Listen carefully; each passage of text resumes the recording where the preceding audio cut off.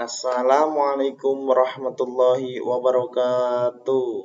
Alhamdulillah, salatu wassalamu ala rasulillahi wa ala alihi wa ashabihi wa man wala. Selamat pagi, sobahul khair anak-anak semua.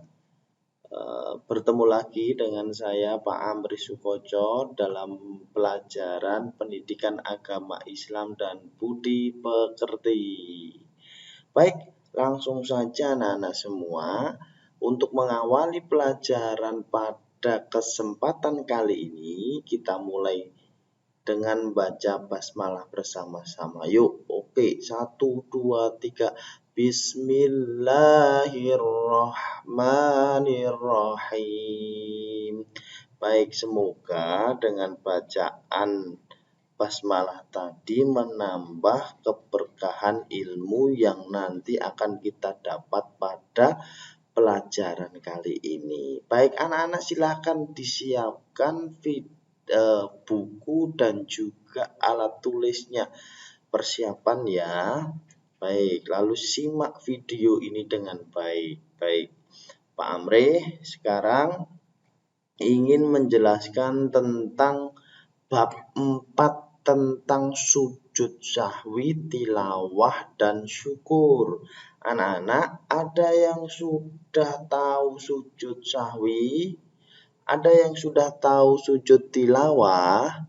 Ada yang sudah tahu sujud syukur? Atau anak-anak sudah pernah praktek dari ketiga sujud ini? Dan ternyata anak-anak yang sudah, ya alhamdulillah, yang belum nanti kita belajar sama-sama. Oh ya, dan ternyata anak-anak di dalam Islam itu tidak hanya sujud itu tidak hanya dalam sholat saja, tetapi ada sujud lain di luar sholat. Nah, salah satunya adalah ini, salah 3 deh ya, sujud sahwi, sujud tilawah, sujud syukur. Yuk kita belajar lebih dalam tentang ketiga ini. Yang pertama itu adalah sujud sahwi. Nah, dalam lisanul Arab, sahwi menurut bahasa artinya lalai atau lupa. Jadi sementara menurut istilah, sujud sahwi adalah sujud yang dilakukan karena lupa. Lupa apa?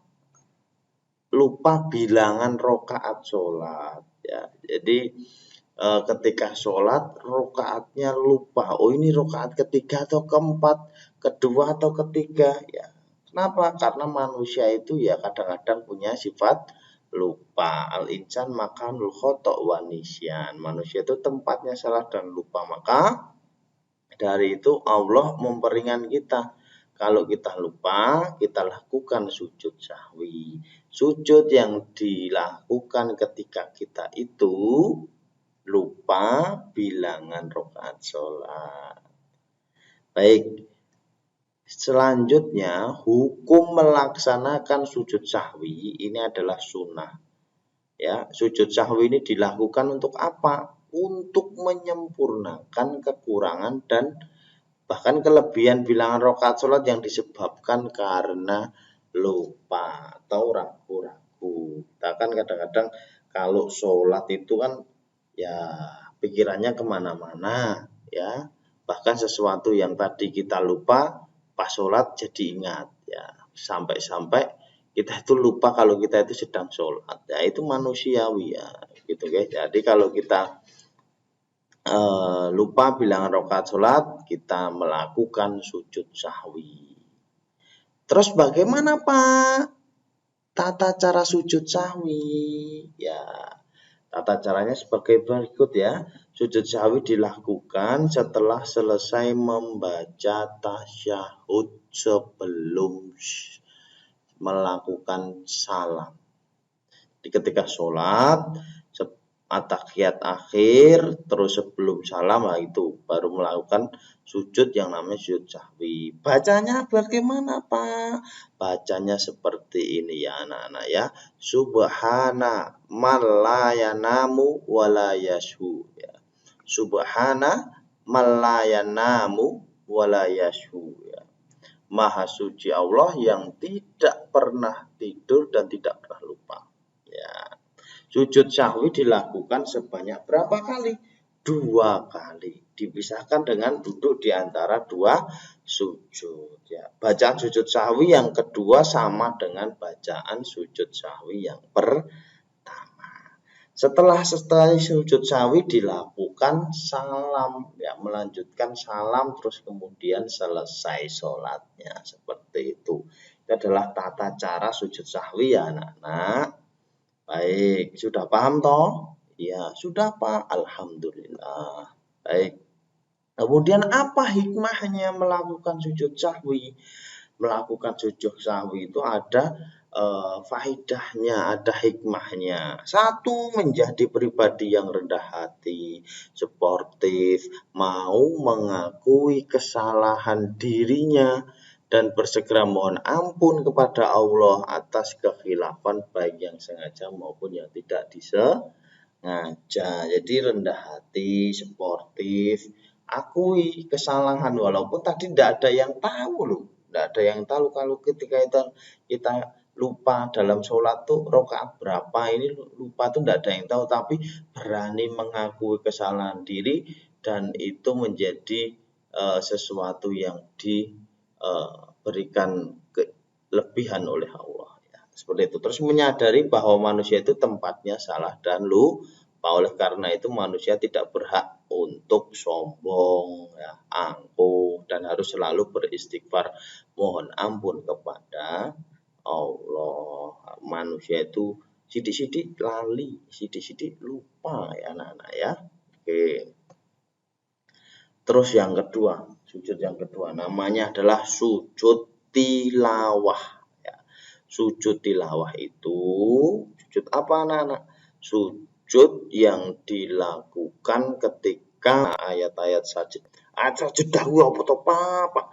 Ayat sajadah adalah ayat yang menganjurkan untuk sujud bagi orang yang membaca atau mendengar ayat-ayat Al-Qur'an. Baik itu dilakukan ketika sholat maupun di luar sholat. Ya. Terus kemudian hukumnya melaksanakan sujud tilawah adalah sunnah sesuai dengan anjuran dari Rasulullah Muhammad Sallallahu Alaihi Wasallam. Ya, ayat-ayat sajadah ada dalam Al-Quran banyak sekali. Quran surat Ar-Ra'du ayat 15, As-Sajdah ayat 15, Al-A'raf 206, An-Najm 62, Marnah 16, ya, Insyikok 21, ya, Furqan 60. Ya, ini beberapa ayat-ayat sajadah yang ada di dalam Al-Quran.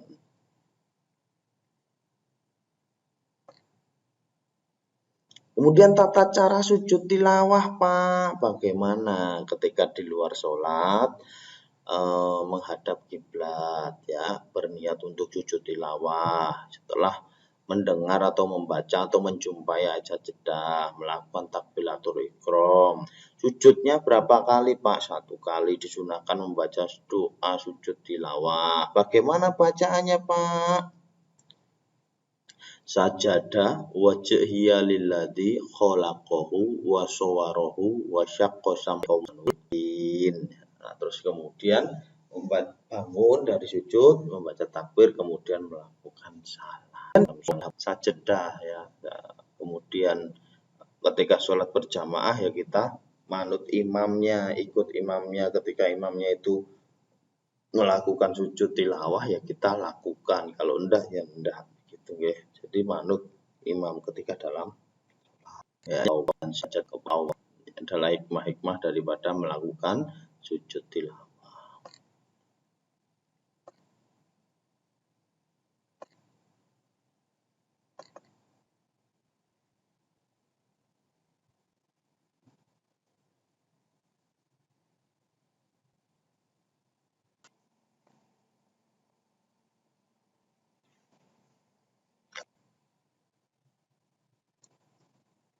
Oke, sekarang sujud syukur ya.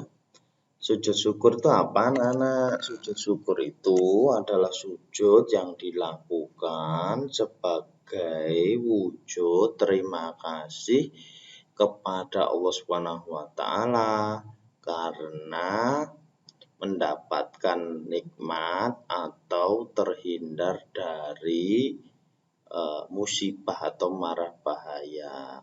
Karena dia itu merasa bersyukur, terima kasih kepada Allah, dia melakukan sujud ya. Sujud yang tersebut dinamakan dengan sujud syukur. Sekali lagi karena apa? Karena dia mendapatkan satu kebahagiaan atau dia itu terhindar dari musibah. Nah, sujud syukur seperti itu ya anak-anak. Nah, bagaimana tata caranya sujud syukur? Tata caranya diawali dengan niat. Niat sujud syukur. Kemudian melakukan takbiratul ihram. Terus membaca doanya. Ada yang sudah paham doanya, sudah praktek, sudah hafal ya. Doanya seperti ini bagi yang belum ya. Subhanallahi walhamdulillah. Wala ilaha illallah. Wallahu akbar. La haula wala quwata illa billahil aliyil azim ya. Terus kemudian bangun dari sujud, kemudian salam ya. Terus kemudian hikmahnya anak-anak melaksanakan sujud syukur ini ada beberapa hikmah. Yang pertama adalah ungkapan terima kasih kepada Allah. Ya kadang kita itu diberikan nikmat anugerah ya, kita itu bersyukur terima kasih lewat tadi salah satunya adalah sujud syukur. Terus yang selanjutnya adalah tidak sombong atas hasil yang telah diraih pada saat hidup di dunia. Segala sesuatu yang telah dicapai adalah wujud daripada pertolongan dari Allah. Karena hanya Allah lah satu-satunya zat penolong bagi hamba-hambanya. Ya, terima kasih. Baik, ini adalah penyampaian materi tentang sujud, yaitu sujud tilawah, sujud syukur, dan sujud sahwi. Ya, terima kasih atas perhatiannya. Wassalamualaikum warahmatullahi wabarakatuh.